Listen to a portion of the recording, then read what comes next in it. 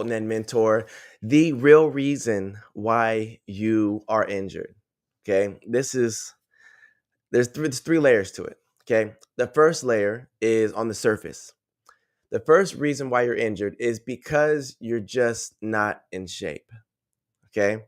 You just came out from another sport. You are running and you're just hurting your hip. Your shins are hurting. Your knees on the outside are hurting. Patellotendinitis. You're gonna have hip flexor issues. All these things are reflective of doing too much too soon. You're not stretching, right? Like those injuries are because you're not in shape, right? And if you're not in shape, it comes down to a couple things. Maybe it's the you didn't warm up correctly, you didn't cool down correctly. These are normal type of things. The second reason why you're injured is because of the poor mechanics and movements, right? Um, and this typically comes from you not being in shape. But if you're having poor mechanics and movements, such as if you're a jumper and you land on your toes, you're going to have shin splints immediately. You're going to have issues with your shins. You're going to have issues with your back.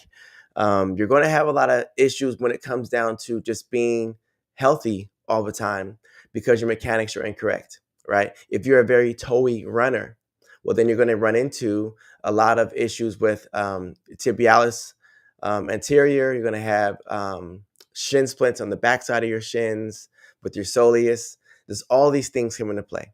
Okay. If you're already a part of that, or you're nodding your head now, it's those are your reasons, right? Um, okay. So the third reason is going to be a process. Okay. It's more of a mentality thing. The real reason why you are actually injured is because of the way that you think. You are hurt because of your conscious and subconscious thoughts that are happening over and over and over again. And the injury is telling you exactly what the actual thought process is. So I got to start from the very basics on this. In track and field, there are it's called an individual sport mainly because you're having to navigate your own emotions and there's no one else for you to actually work with. This is like your own thing. When you're on the runway, it's just you. So when you succeed or fail, well, it's your fault. It's your fault you were successful. It's your fault that you failed, right? Like you can't blame someone for missing the shot because you're the one shooting it and dribbling and you are the basket and you're the net and you're the court. Like you're all these things. Okay. So how should I start with this? I'm going to say a couple layers of things. Just stay with me. If you're confused, just rewind it. Okay. So your way of thinking. There's cars back in the day, back in the old days. Whenever there was something wrong with the engine, the car would have a yellow or red at that time engine light, check engine light. And that would mean that the driver or whoever would have to lift the hood, go inside and figure out what's working and what's not. A big reason why the cars in the old days, the engines were so much bigger and so much space was because the person who was trying to diagnose the actual engine needed to see everything. Nowadays, things are covered up, the batteries in the trunk, it's like weird, right? But you would have to figure out, okay, what's going on with this car? Are all the tubes in place? Is the engine in place? Are the liquids good? Like all these things, right? Even if you're not a car person, the old school cars are easier to see because engines are pretty much out in the open. Okay. Now, that was a process back in the day, and you just had to figure it out. Now, it's very simple. Your check engine light comes on, and then you scroll through your options on your dashboard and it says your tire pressure on the left front tire is at 28 and it should be at 40 psi. It literally tells you exactly what's going on. Well, my friend, your body is the exact same way. Your body is the vehicle that you're operating with. And the user is whoever you are, right? Your consciousness or whatever, like you, the being, right? So, a way for you to assess what's going on is for you to look at this vessel, this engine, and say, okay, what's happening? So, I'm going to pause there for a second. Here's another analogy that I'm going to bring back in. This analogy I use for all my athletes. It's imagine I were to give you $1 million, right? Only if you can read the script. And in this script, I want you to cry while you're reading the script. Think about what you would do. How would you get to this space? I'm assuming that you want this $1 million, right? So think about as you're reading this script, what would you do to get yourself in this mental state to create tears, right? So I'm going to give you 5 minutes, right? Not really, but in this example, 5 minutes to prepare yourself so that when you get on stage, you're going to read this script. And if you can cry, I'm going to grant you tax-free $1 million, right? So just think about the process that you would go through. Because you're not physically in front of me, I can't hear your feedback, but I'm assuming that you would think of some traumatic times that you've had in your life, right? You would bring up these emotions. You would think about all these things that you had that you were just like, ugh. And then you would keep that emotion, hold on to it.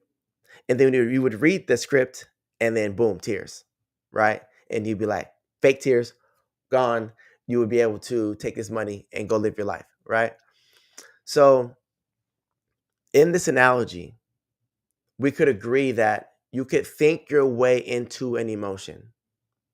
The way that you think, your body responded to that thought process and then did exactly what was needed. So your body is going to reflect your emotions.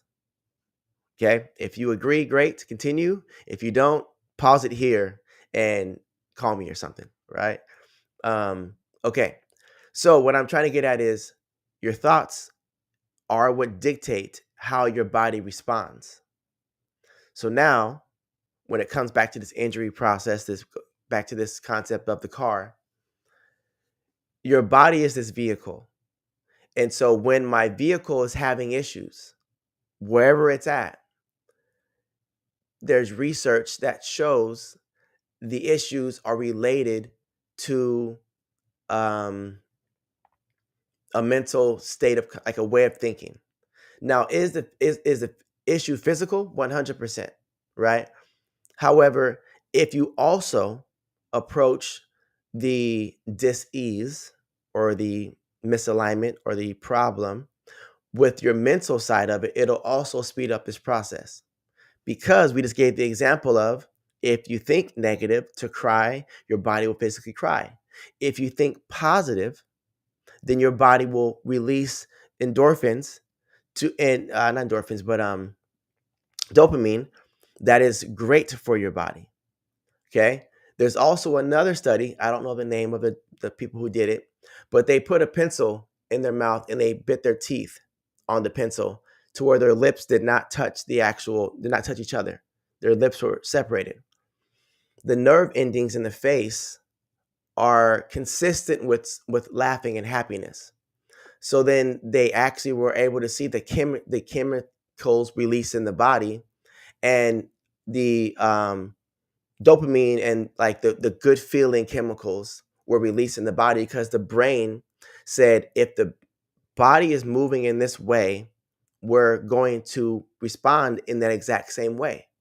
So it's two analogies that I'm giving, right?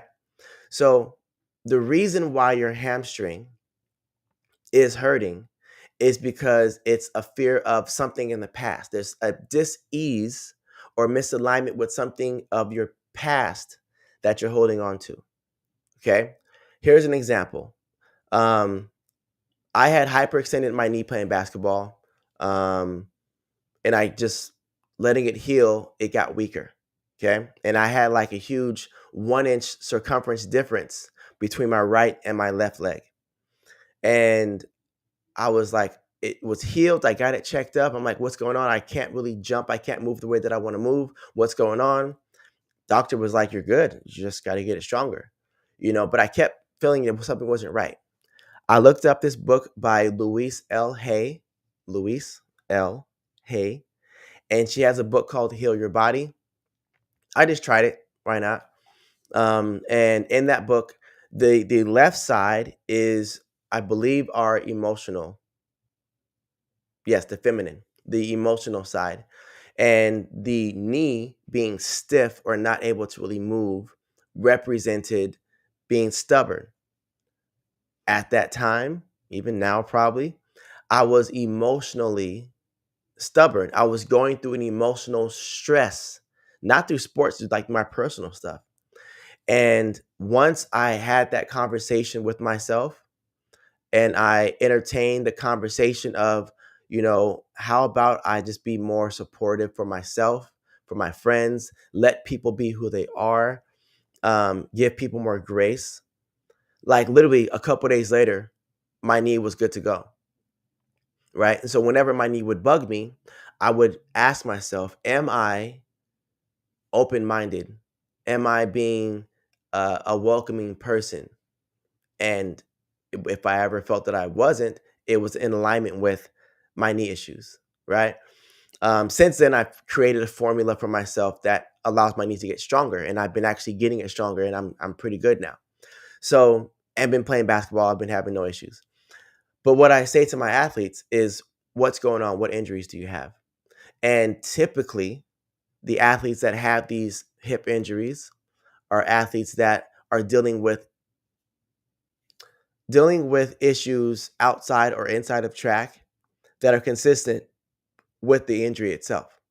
So, number one, if you're injured, go take the physical steps to get better. Two, make sure that you're doing things the right way so you don't get hurt. But three, always take care of yourself mentally. If you're dealing with a coach that has no idea what he or she is talking about and you're just logically frustrated, well, then that's going to be your lower legs. That's going to be your shins, right?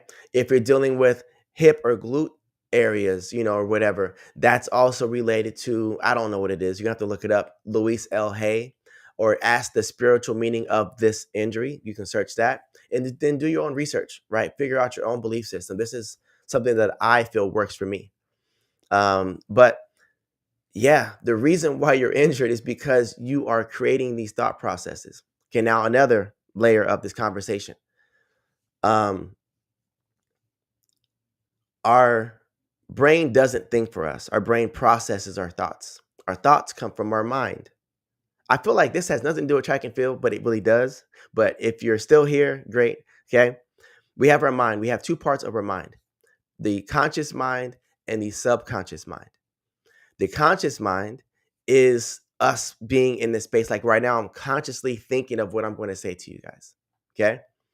The subconscious piece is like my mouth is moving a certain way to make the sounds of the words that I'm saying, right? If I were to do 25 jumping jacks, and 100 squats and 35 push-ups and keep that going for 10 minutes, I'm probably going to sweat. Well, why would I sweat? Because I've subconsciously programmed myself to make sure that when my temperature gets too hot, my body sweats to cool itself down.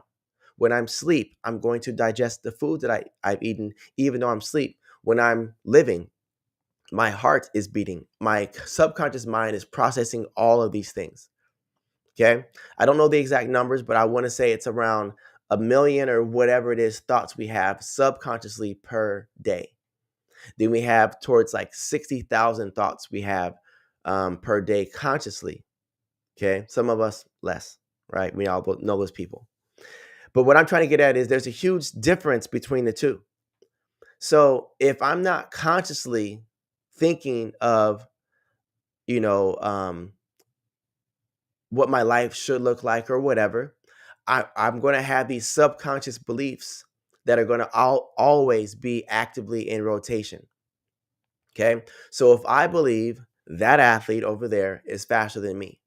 And I consciously decide that. Subconsciously, it says, you got it. That guy or girl, faster than me. Got it.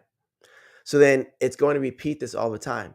So now when I show up to the next track meet and they're in my heat, I'm going to automatically say, oh man, like there's that guy, there's that girl. She's fast. Like, well, I'm going to see. Confidence dropped, all because of your belief system, right? Now let's say like I'm like consciously thinking, yes, I reacted in this like negative way, but constantly I'm like, I think I can. I'm still going to hear that voice in my mind saying, but you said you can't because they're faster than you, right? Or you might see them wearing certain spikes that you don't have. Oh, they got those one spikes. Oh man. It's a negative still because you've already set the belief system that they're faster than you. So every single thing that they have on them, every single thing that they do is better than what you do because you've already said they're faster than you. They're already more athletic, whatever it is.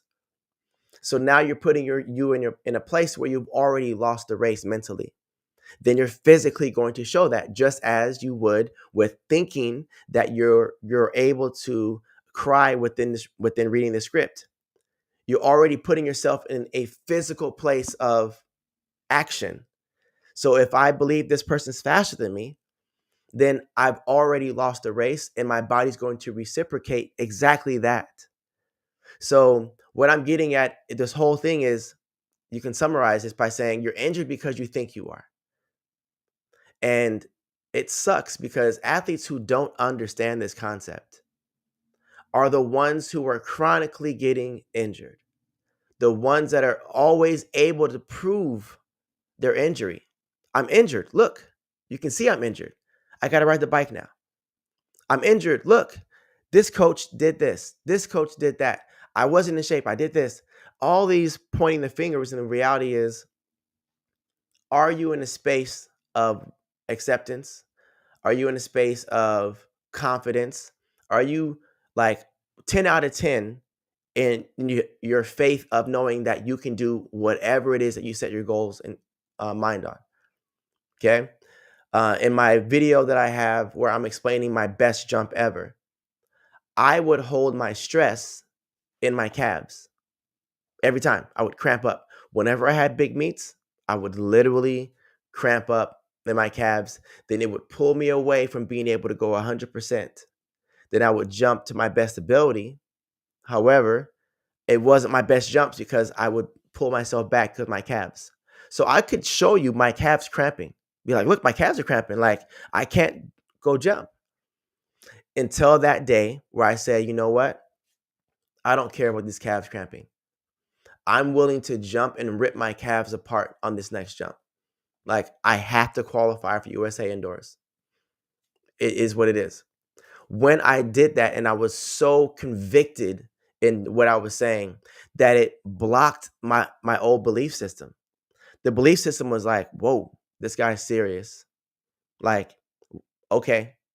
And no issues. My cramps went away. I literally thought my calf cramps away.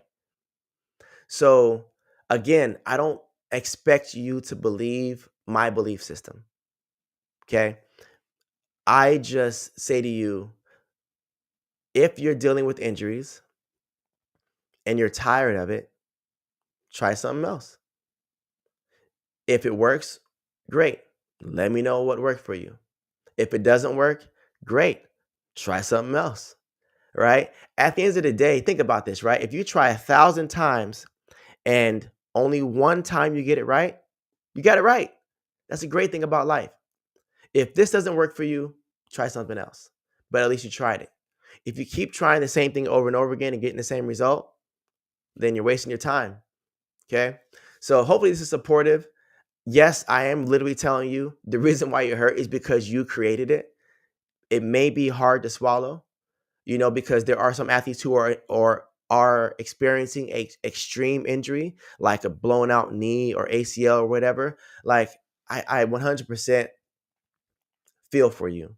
right? It sucks, But I will say is, if this what I'm saying is true, then let's get you back to health. And I would start thinking of, I can envision myself healing faster than anyone else has in the world. Why not? Why not try that? Okay. Why not just brainwash yourself into a chronic positive way of thinking? Because it's so easy to chronically think negatively. And that chronic negative thought becomes issues, it becomes ulcers, it becomes depression, right?